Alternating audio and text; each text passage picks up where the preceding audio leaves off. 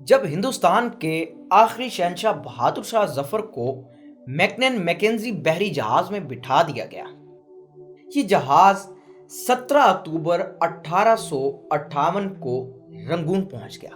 شاہی خاندان کے 35 مرد اور خواتین بھی تاجدار ہند کے ساتھ تھیں۔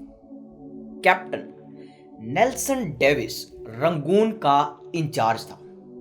وہ بندرگاہ پہنچا۔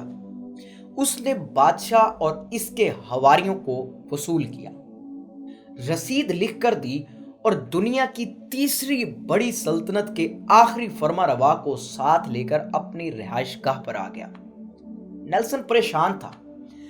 بہادر شاہ ظفر قیدی ہونے کے باوجود بادشاہ تھا اور نیلسن کا ضمیر گوارا نہیں کر رہا تھا کہ وہ بیمار اور بوڑھے بادشاہ کو جیل میں پھینک دے۔ مگر رنگون میں کوئی ایسا مقام نہیں تھا جہاں بہادر شاہ ظفر کو رکھا جاتا۔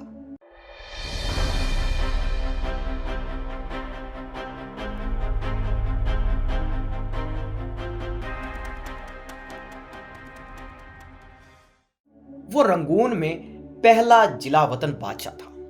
نیلسن ڈیوس نے چند لمحے سوچا اور مسئلے کا دلچسپ حل نکالا۔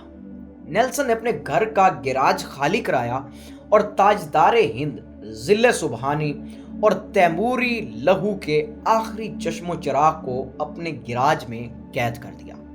بہادر شاہ ظفر 17 اکتوبر 1858 کو اس گیراج میں پہنچا اور 7 نومبر 1862 تک 4 سال وہاں رہا۔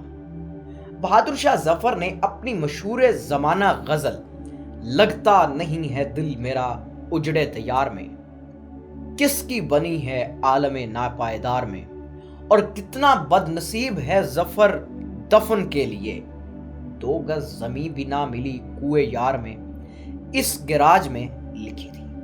یہ 7 نومبر کا سخت سرد دن تھا اور سن تھا 1862۔ بد نصیب بادشاہ کی خادمہ نے شدید پریشانی میں کیپٹن نیلسن ڈیوس کے دروازے پر دستک دی۔ اندر سے اردلی نے برمی زبان میں اس بدتمیزی کی وجہ پوچھی۔ خادمہ نے ٹوٹی پھوٹی برمی میں جواب دی، ضلع سبحانی کا سانس اکھڑ رہا ہے۔ اردلی نے جواب دیا، صاحب کتے کو کنگھی کر رہے ہیں، میں انہیں ڈسٹرب نہیں کر سکتا۔ خادمہ نے اونچی آواز میں رونا شروع کر دیا۔ اردلی نے اسے چپ کرانے کی کوشش کی مگر نیلسن تک آواز پہنچ چکی تھی۔ وہ غصے میں باہر نکلا۔ خادمہ نے نیلسن کو دیکھا تو وہ اس کے پاؤں میں گر گئی۔ وہ مرتے ہوئے بادشاہ کے لیے گیراج کی کھڑکی کھلوانا چاہتی تھی۔ بادشاہ موت سے پہلے آزاد اور کھلی ہوا کا ایک گھونٹ بھرنا چاہتا تھا۔ نیلسن نے اپنا پسٹل اٹھایا، گارڈز کو ساتھ لیا، گیراج میں داخل ہوا۔ بادشاہ کی آخری آرام گاہ کے اندر بدبو، موت کا سکوت اور اندھیرا تھا۔ اردلی لیمپ لے کر بادشاہ کے سرانے کھڑا ہو گیا۔ نیلسن آگے بڑھا۔ بادشاہ کا کمبل آدھا بستر پر تھا اور آدھا فرش پر۔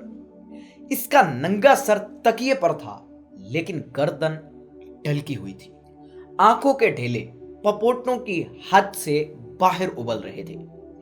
گردن کی رگیں پھولی ہوئی تھی اور خشک زرد ہونٹوں پر مکھیاں بھن بھنا رہی تھیں۔ نیلسن نے زندگی میں ہزاروں چہرے دیکھے تھے لیکن اس نے کسی چہرے پر اتنی بیچارگی، اتنی غریب الوطنی نہیں دیکھی تھی۔ وہ کسی بادشاہ کا چہرہ نہیں تھا، وہ دنیا کے سب سے بڑے بھکاری کا چہرہ تھا، اور اس چہرے پر ایک آزاد سانس، صرف ایک آزاد سانس کی اپیل تحریر تھی، اور یہ اپیل پرانے کنویں کی دیوار سے لپٹی کائی کی طرح ایک دیکھنے والی آنکھ کو اپنی گرفت میں لے لیتی تھی۔ کیپٹن نیلسن نے بادشاہ کی گردن پر ہاتھ رکھا۔ زندگی کے قافلے کو رگوں کے جنگل سے گزرے مدت ہو چکی تھی۔ ہندوستان کا آخری بادشاہ زندگی کی حد عبور کر چکا تھا۔ نیلسن نے لواحقین کو بلانے کا حکم دیا۔ لواحقین تھے ہی کتنے، ایک شہزادہ جمع بخت اور دوسرا اس کا استاد حافظ محمد ابراہیم دہلوی، دونوں آئے۔ उन्होंने बादशाह को गौसल दिया, कफन पहुंचाया और जैसे तैसे बादशाह की नमाज़े जनाजा पढ़ी। कब्र का मरहला आया तो पूरे रंगून शहर में आखिरी ताजदार हिंद के लिए 2 गज जमीन दस्तयाब नहीं थी। नेल्सन ने सरकारी रिहाइशगाह के अहाते में कब्र खुदवाई और बादशाह को खैरात में मिली हुई मट्टी में दफन कर दिया। कब्र पर पानी का छिड़काव हो रहा था, गुलाब की पत्तियां बिखेरी जा रही थी तो उस्ताद हाफिज इब्राहिम देहलवी के खजां रसीदा जहन में 30 सितंबर 1837 के वो मनाजिर दौड़ने भागने लगे जब दिल्ली के लाल किले में 62 बरस के बहादुर शाह जफर को ताज पहनाया गया।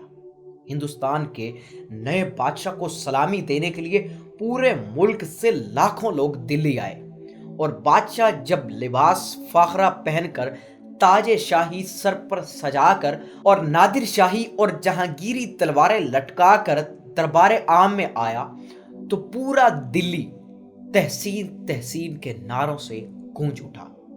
उस्ताद हाफिज मोहम्मद इब्राहिम देहलवी को याद था बहादुर शाह जफर की ताजपोशी का जश्न 7 दिन तक जारी रहा और इन 7 दिनों में दिल्ली के लोगों को शाही महल से खाना खिलाया गया। मगर 7 नवंबर 1862 की इस ठंडी और बेमोहर सुबह बादशाह की कब्र को एक खुश इल्हान कारी तक नसीब नहीं था। उस्ताद हाफिज मोहम्मद इब्राहिम देहलवी की आंखों में आंसू आ गए। उसने जूते उतारे, बादशाह की कब्र की पायंती में खड़ा हुआ और सूरह तौबा की तिलावत शुरू कर दी। हाफिज इब्राहिम देहलवी के गले से सोज के दरिया बहने लगे। यह कुरान मजीद की तिलावत का एजाज था या फिर उस्ताद इब्राहिम देहलवी के गले का सोज। कैप्टन नेल्सन डेविस की आंखों में आंसू आ गए।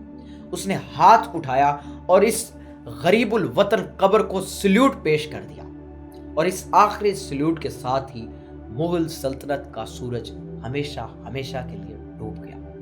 अब अगर कभी रंगून जाएं तो आपको डेगन टाउनशिप की कच्ची गलियों की बदबूदार झुग्गियों में आज भी बहादुर शाह जफर की नस्ल के खानदान मिल जाएंगे। ये इबरत का कशकोल बनकर इसी तरह तारीख के चौक में भीख मांग